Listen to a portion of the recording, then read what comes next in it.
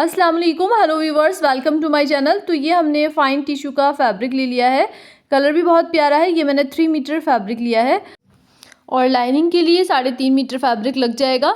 तो अभी हम लाइनिंग के फैब्रिक को अलग हटा देंगे और मेन फैब्रिक पर कटिंग करेंगे। तो पहले मेजरमेंट देख लेते हैं। तो फुल लेंथ हमारी 40 रहेगी। आप अपनी लेंथ के अकॉर्डिंग यहाँ पे ले सकते हैं। तो अपर पार्ट जो है हमारा, तो पहले मैंने बेल्ट लिखनी थी पर पहले अपर पार्ट लिख दिया। तो जो नेकर वाला पार्ट है वो मैं रखूँगी 16 इंच का। तो फ्रेंड्स, हम जो इसको रखेंगे तो घुटने से ऊंचा रखेंगे, घुटने तक नहीं रखेंगे। जो इसका टॉप पार्ट होगा नेकर, उसको मैं घुटने से ऊंचा रखूँगी। तो 16 इंच रेडी लेंथ ली है मैंने, 1 इंच सिलाई मार्जिन। अब जो लोअर पार्ट है तो हम 40 में से 16 निकाल देंगे तो हमारे पास बचेगा 24। तो यहाँ पे मैं 24 लिख लेती हूँ, 24। तो उसमें हमें 2 इंच सिलाई मार्जिन लेना होगा। बेल्ट हमारी 1 इंच की रहेगी। तो यहाँ हम नी राउंड लिख लेते हैं, लेकिन मैं इसको घुटने पर नहीं लूँगी, बिल्कुल घुटने से 1 से 2 इंच ऊपर लेना है। क्योंकि आजकल के जो शरारा पैंट है वो ऐसे ही चल रहे हैं कि बिल्कुल घुटने पर नहीं है, उसका जॉइंट घुटने से ऊंचा होता है। रेडीमेड स्टाइल में ऐसा ही होता है। तो ये हमारी 26 रहेगी पूरा गोलाई में। और हिप साइज़ हम 40 के लिए इसको बना रहे हैं और वेस्ट साइज़ है हमारी 35। बाकी आप अपने साइज़ के अकॉर्डिंग चेंजेस कर सकते हैं। इसी मेजरमेंट के अकॉर्डिंग हम कटिंग करेंगे। तो पहले मैं आपको इसकी विड्थ दिखा देती हूँ कपड़े की। तो इसकी जो कपड़े की विड्थ यानी कि चौड़ाई, जो पना कहते हैं, वो 45 इंच का है। तो अगर आप इसको कम चौड़ाई वाले कपड़े में से बनाएंगे तो फिर आपका जॉइंट आ सकता है। अब हम कपड़े को इस तरह फोल्ड करेंगे और अपनी जितनी हमें नेकर की लंबाई चाहिए उतना कपड़ा कट कर लेंगे। तो यहाँ मैंने डबल फोल्ड में इस तरह कपड़ा निकाल लिया है। अब इसको मैं, जैसे हम ट्राउज़र में करते हैं, फोल्ड करके अपनी तरफ रख लिया। अब जो इसकी किनार है उस पर मैं एक मार्क कर लूँगी, क्योंकि किनार हमें यूज़ नहीं करनी है। आप देख भी सकते हैं किनारी में कितना बल आ रहा है। इसमें थोड़ा टिश्यू का कपड़ा है ये, लेकिन एकदम हार्श नहीं है, थोड़ा सॉफ्ट टिश्यू है ये।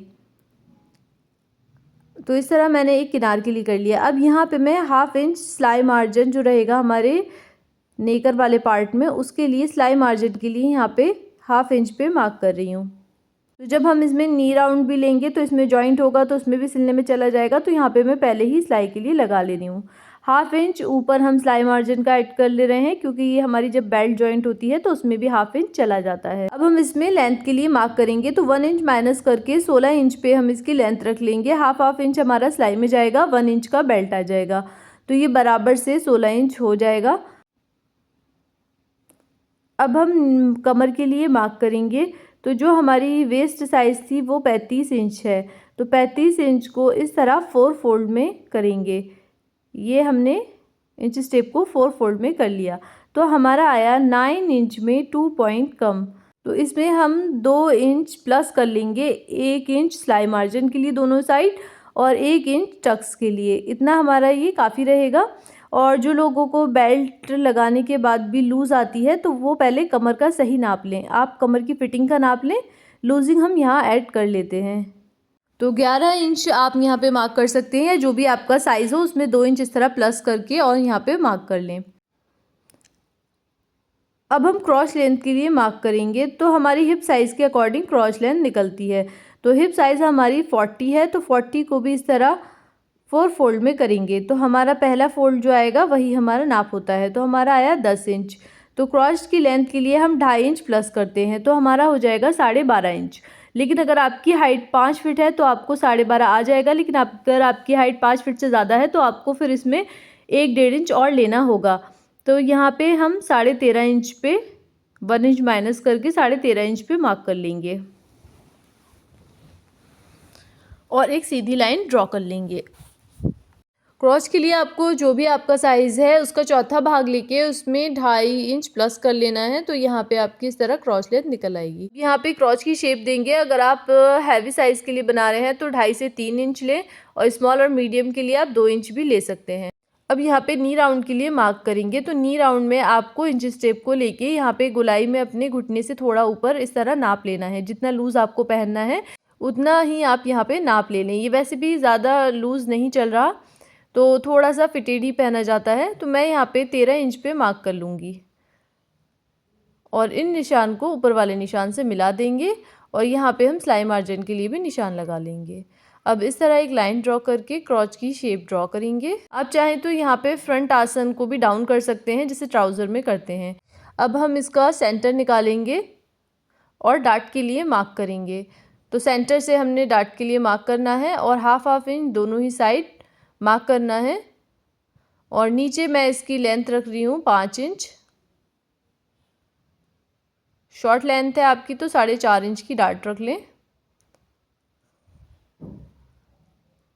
और इस तरह हम इसको ड्रॉ कर लेंगे। किनार वाली साइड को मैंने हटा दिया है और जो मार्जिन है हमारा वो उसमें उस साइड है। यहाँ से भी हम इसकी कटिंग कर देंगे। अब इसको हम नीचे रख के ऐसे ही सेट कर लेंगे और यहाँ से बराबर ही कट करना है, नीचे से भी हमें बराबर ही कट करना है। बैक वाले में हम 1 इंच एक्स्ट्रा लेंगे क्योंकि फ्रंट में हम वैसे ही मार्जिन ऐड कर चुके हैं सिलाई का। तो यहाँ बैक वाले को हम बस 1 इंच एक्स्ट्रा रखेंगे। क्रॉच से भी मैंने इसको 1 इंच एक्स्ट्रा लिया है बस, और कमर की साइड से भी 1 इंच एक्स्ट्रा लिया है। और इस तरह हम इसकी कटिंग कर लेंगे। अगर क्रॉस से आप एक से ज़्यादा लेते हैं तो वो फिर बहुत लूज़ हो जाता है। तो अगर आप इस तरह बनाएंगे तो ज़्यादा अच्छी शेप आएगी। टक्स के निशान को दोनों ही तरफ लगा लेंगे, कट लगा के उससे हम फिर मार्क कर लेंगे तो वो हमारे निशान दोनों ही तरफ आ जाएंगे। तो इस तरह यहाँ पे हमने दोनों ही पल्ले में डार्ट के लिए मार्क कर लिया। फ्रेंड्स, ये मुझे यहाँ से थोड़ा सा चौड़ा लग रहा है क्योंकि हमने हाफ इंच यहाँ पे ऑलरेडी मार्जिन दिया हुआ है। यहाँ पे हाफ इंच हमने इधर की साइड का मार्जिन दिया हुआ है। तो इस साइड जो हमने यहाँ पे यहाँ से 13 इंच लिया, तो यहाँ पे ये हाफ इंच का ही हमारा मार्जिन आना चाहिए था। तो ये यहाँ पे हाफ इंच से थोड़ा सा ज़्यादा है तो मैं इसको कट कर लूँगी। तो इस हिसाब से हमें बैक वाला 1 इंच एक्स्ट्रा लेना था। तो यहाँ पर ये देखिए 1 इंच से थोड़ा सा एक्स्ट्रा है तो उसको भी मैं यहाँ पे कट कर दूँगी, इससे अच्छी फिनिशिंग आ जाएगी। अब हम नीचे का घेरा कट करेंगे। तो कपड़े को मैंने डबल फोल्ड में बिछा लिया है। एक कोना उठाएंगे और उसको अपनी तरफ लाएंगे, जैसे नॉर्मली अम्ब्रेला बनाते हैं वैसे ही करना है। तो मैं इसको इस तरह घुमा के रख लूँगी। तो ये देखिए 4 पीस में है, 2 नीचे खुले हुए हैं, 2 ऊपर जॉइंट हैं। अब हम इसमें मार्किंग करेंगे। तो जो हमारी यहाँ पे नी राउंड है उसमें हमें 1 इंच एक्स्ट्रा लेना है सिलाई के लिए और मार्क करना है। तो नी राउंड हमारी 13 है, 1 इंच सिलाई मार्जिन तो हो गई 14। तो इस तरह 14 इंच पे मार्क कर लेंगे। अब हम ऊपर से यहाँ नापेंगे कितना आ रहा है। तो हमारा यहाँ पे 17 इंच के करीब आ रहा है। तो हम यहाँ से सेंटर से भी इसको नापेंगे, जहाँ पे हमारा ये 17 इंच आ रहा है वहीं मार्क करेंगे और यहाँ से भी हम इसको नाप लेंगे। तो जो भी हमारा यहाँ पे आया है इस तरह उसमें राउंड में। अब यहाँ पे राउंड में मार्क करने के बाद हम एक बार इसको फिर से नाप लेंगे, क्योंकि राउंड में जब हम लेते हैं तो उसके बाद ये छोटा बड़ा हो जाता है। तो यहाँ नाप लेने के बाद ये हमारा साइज़ जो है वो बढ़ के आ रहा है। तो हम ऊपर से हाफ इंच मार्क कर लेंगे और यहाँ पे इसको ड्रॉ कर लेंगे। अब हम लेंथ के लिए मार्क करेंगे। तो लेंथ हम यहाँ चेक कर लेंगे, 24 इंच हमें रेडी चाहिए, प्लस हमें उसमें सिलाई मार्जिन भी लेना है। तो यहाँ पे हमें 25.5 मिल रहा है, 26 में 1-2 सूत। अब इसी तरह इंच टेप को आगे रख के सर्कुलर मोशन में यहाँ पे अपनी लेंथ का मार्क कर लेंगे। तो पूरा हमें इसी तरह ड्रॉ कर लेना है। यहाँ मैंने मार्क कर लिया है लेंथ के लिए। अब इसको हम कट कर लेंगे।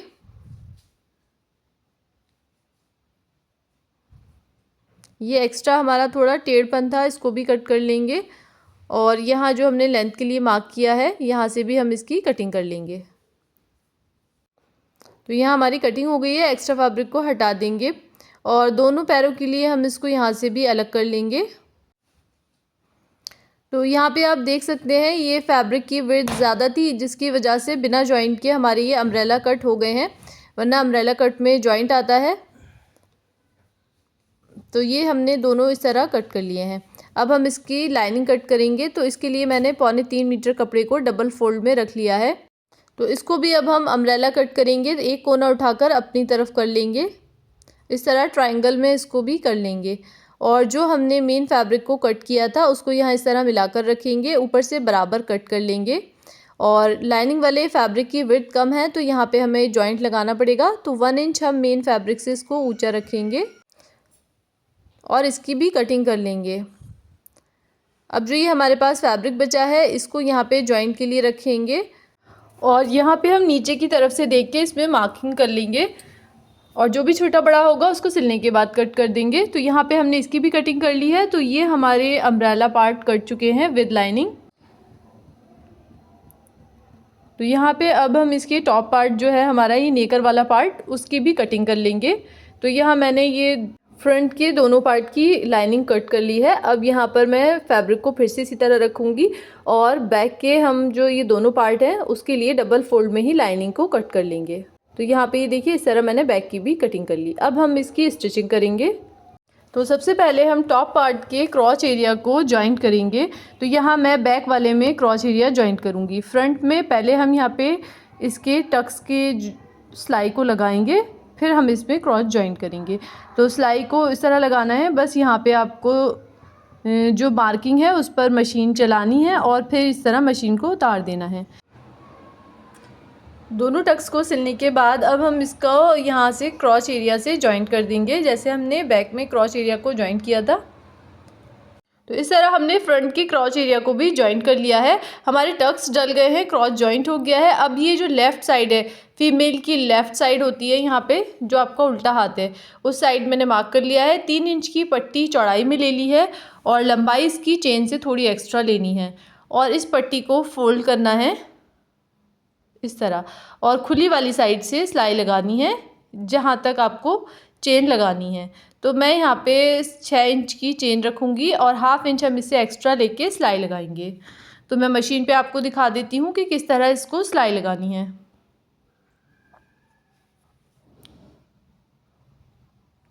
तो यहाँ पे इस तरह पक्का करके मशीन को उतार देना है।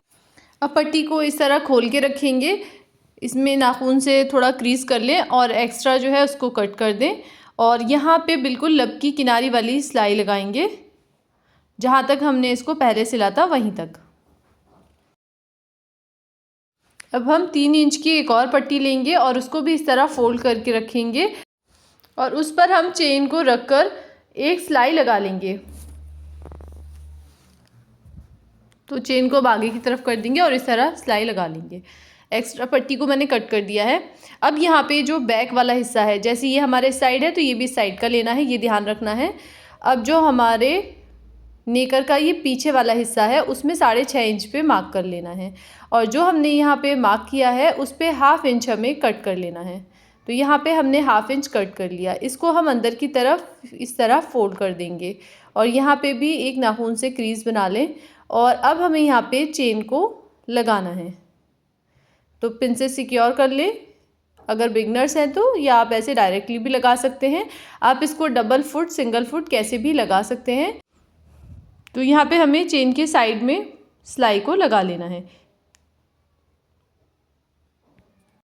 तो ये पट्टी भी हमने जॉइंट कर ली। आप देख सकते हैं इस तरह चेन और यहाँ पे हमारी पट्टी जॉइंट हो गई है। अब हम फ्रंट साइड को, फ्रंट वाले पार्ट को इसके ऊपर रखेंगे। यहाँ से ऊपर से मिला के देख लें बराबर और ये नीचे वाला हिस्सा है तो नीचे की तरफ से सिलाई लगाएंगे। जैसे ट्राउज़र की मोहरी पे से सिलाई लगाते हैं इसी तरह हम इस नेकर के नीचे वाले हिस्से से सिलाई लगा कर लाएंगे और यहाँ तक जहाँ हमारी चेन लगी हुई है वहाँ तक सिलाई लगा के इस तरह पक्का कर लेंगे। तो यहाँ हमने इसको सिलाई लगा के पक्का कर लिया है। ये देखिए इस तरह इसका लुक आया है। ये देखने में मुश्किल लगता है पर बनाने में बहुत आसान है और यहाँ पे आपकी चेन इसमें बिल्कुल कवर हो जाती है। अब हम इस तरह यहाँ पे सिलाई लगा लेंगे। तो यहाँ पे जो आपको सिलाई लगानी है तो उसमें आपको बस एक चीज़ का ध्यान रखना है, यहाँ पे आपको पहले अच्छे से पक्का कर लेना है और फिर मशीन की सुई को अंदर की तरफ रखना है और इसको यहाँ पे टर्न करना है। और जब आप टर्न करेंगे तो यहाँ पे ये कपड़ा हमारा नहीं सिलना चाहिए, चेन के नीचे वाला।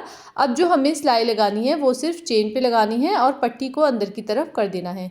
जिस पट्टी पर चेन लगी हुई थी उस पट्टी पर सिलाई नहीं लगानी है और इसको इस तरह ऊपर की तरफ लाके कट कर देंगे। तो आप देख सकते हैं यहाँ पे हमारी चेन लग गई है और ये आसानी से खुल जाएगी, बंद हो जाएगी। तो तो यहाँ पे आप देख सकते हैं पट्टी पर कोई सिलाई नहीं आई है, पट्टी हमारी यहाँ पे इस तरह है। अब हमारी यहाँ पे चेन लग चुकी है, अब हम इसका बेल्ट बनाएंगे। तो यहाँ मैं अभी ज़िप को खोल के इस तरह रखूँगी फ्रंट वाले को, और यहाँ पे ये देखिए मैंने 1 इंच की 1 इंच 1 पॉइंट की ये कैनवास ले ली है और इसको एक पट्टी पे पेस्ट कर लिया है जो 3.5 इंच की हमारी स्ट्रिप है। अब यहाँ से इस तरह हम इसको लगाना स्टार्ट करेंगे बैक साइड से, और जितनी आपकी कमर हो उससे एक्स्ट्रा आपको यहाँ पे स्ट्रिप लेनी है कैनवास वाली। तो यहाँ पे मैंने एक सिलाई लगा के इसको जॉइन कर लिया है, पीछे से भी एक सिलाई और लगा लेंगे फिनिशिंग के लिए। तो इस तरह ये पट्टी जो एक्स्ट्रा है उस पर भी सिलाई को लेकर आना है। तो यहाँ आप देख सकते हैं मैंने इसको सिलाई लगा लिया है। अब हम इसको आगे की तरफ टर्न करके पूरे में सिलाई लगाएंगे।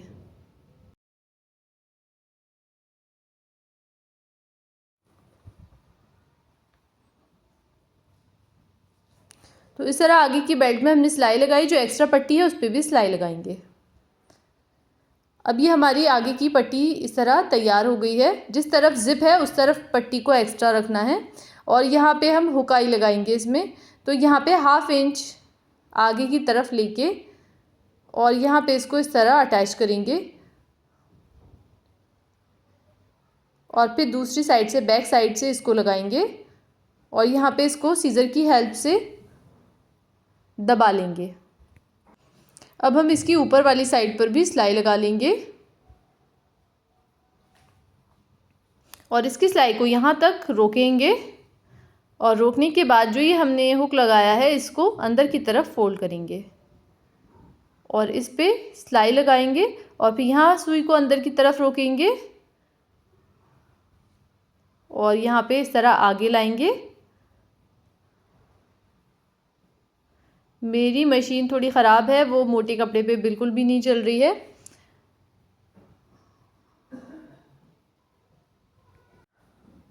और इस तरह टर्न करके लाएंगे और फिर से मशीन की सिलाई को अंदर की तरफ रोकेंगे और यहाँ पे हम इसको पक्का करके सिलाई को उतार देंगे। नीचे वाली पट्टी पे बराबर सिलाई आनी चाहिए।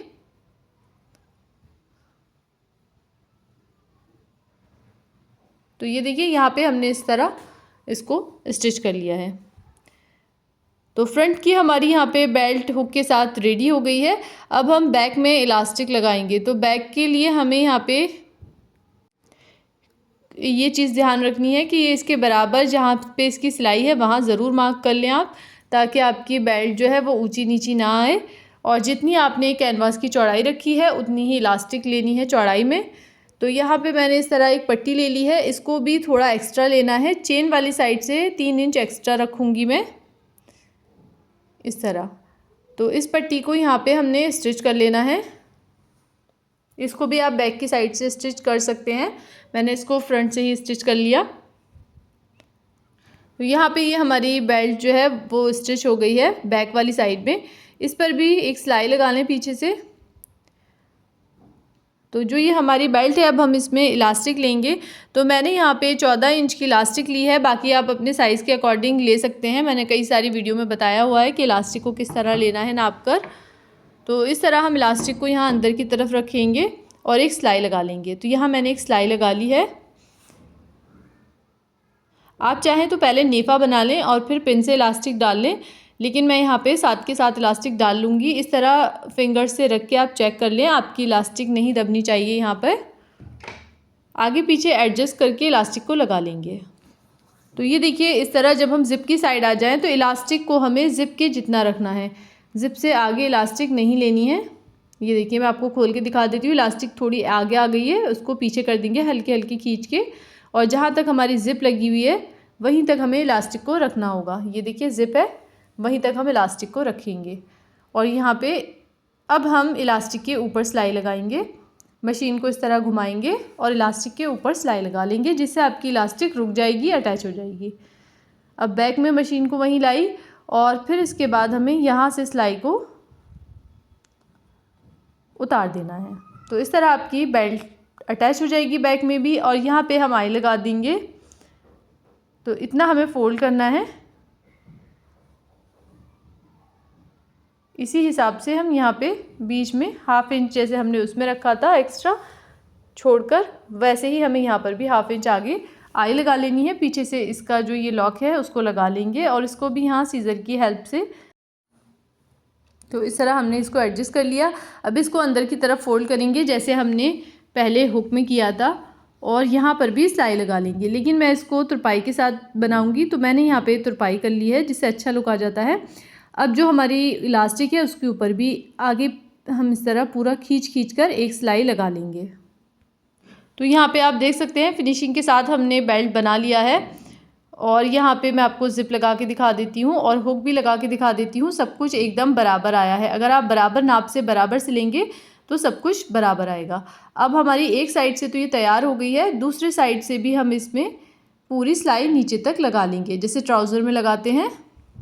तो यहाँ आप देख सकते हैं हमारा नेकर यहाँ पे बिल्कुल रेडी हो गया है। तो इनर में जो ये हमारे अम्ब्रेला में जॉइंट था हमने वो जॉइंट भी लगा लिए हैं। अब हम मेन फैब्रिक को इस तरह खोल के रखेंगे इसके ऊपर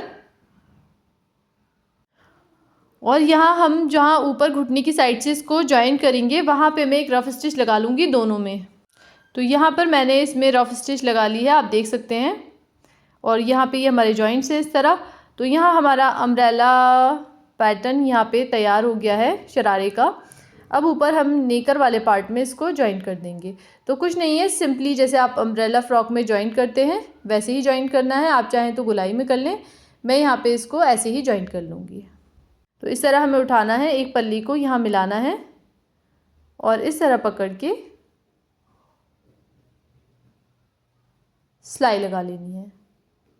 तो यहाँ पे आप देख सकते हैं अम्ब्रेला पैटर्न को मैंने इस तरह नेकर में जॉइन कर लिया है।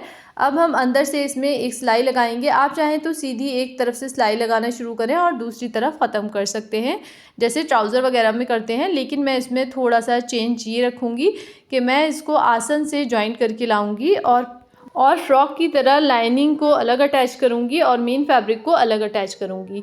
जब हम चलते हैं तो इससे बहुत अच्छा लुक आता है। आप इस तरह ज़रूर से ट्राई करके देखें। तो ये जो और यहाँ जॉइंट तक भी हम इसको साथ में ही स्टिच करेंगे। थोड़ा आगे आने के बाद मेन फैब्रिक को मैं यहाँ पे अंदर की तरफ कर दूँगी और लाइनिंग पर हम इसकी सिलाई को उतार के लाएंगे जिस तरह अम्ब्रेला फ्रॉक में करते हैं। बहुत डिटेल में बताना तो पॉसिबल नहीं है हर चीज़ को, क्योंकि वीडियो ऑलरेडी बहुत लेंथी हो चुकी है। तो जैसे आप अम्ब्रेला फ्रॉक में घेरे को अलग स्टिच करते हैं और लाइनिंग को अलग, वैसे ही करना है, उससे आपका लुक ज़्यादा अच्छा आता है। आप चाहें तो साथ में भी स्टिच कर सकते हैं। लाइनिंग तो हमारी यहाँ स्टिच हो गई है। अब हम अंदर की तरफ से मेन फैब्रिक को लेंगे और यहाँ पे बिल्कुल इस तरह किनारी से मिला के सिलाई को शुरू करेंगे और पूरा नीचे तक हम कंप्लीट करके लाएंगे इसको। तो यहाँ पे हमारी मेन फैब्रिक पे भी सिलाई लग चुकी है। अब इस तरह एक ही बार में मैं कॉटन वाले को फ़ोल्ड कर लूँगी, वो इजीली फ़ोल्ड हो जाता है। एक बार में हम पूरा घेरा फ़ोल्ड कर लेंगे। और टिश्यू वाले फैब्रिक का मुझे कुछ ज़्यादा आइडिया नहीं है इसको, लेकिन मैं 2 बारी में फ़ोल्ड करूँगी और बेटर रहेगा कि हम इस पे यहाँ पे तुरपाई कर लें। तो अभी मैंने एक बार फ़ोल्ड कर लिया है, अब दूसरी बार और हम इसको फ़ोल्ड कर लेंगे। सीधा करके मैं आपको फ़ाइनल लुक दिखाती हूँ।